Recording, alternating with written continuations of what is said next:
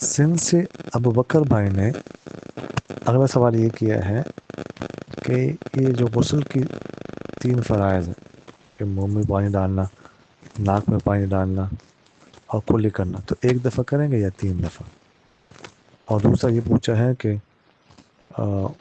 غسل کی سنتیں کتنی اور کون کون سی؟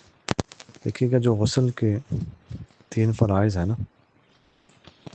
کہ کلی کرنا اور اس طرح ناک میں نرم ہڈی تک پانی پہنچانا، یہ ایک ایک دفعہ ہے، اور اس طرح پوری بدن میں ایک دفعہ پانی بہانا، یہ سب ایک ایک دفعہ ہے، ایک دفعہ کرنا، 3 دفعہ کرنا سنت ہے۔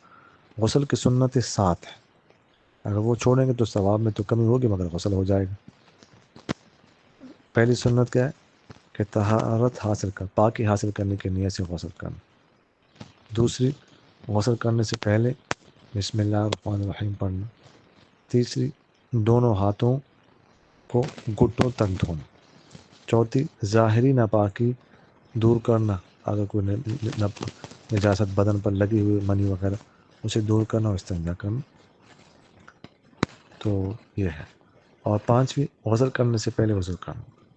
اور چھٹی، 3 مرتبہ پورے بدن پر پانی ڈالنا، پانی بہانا۔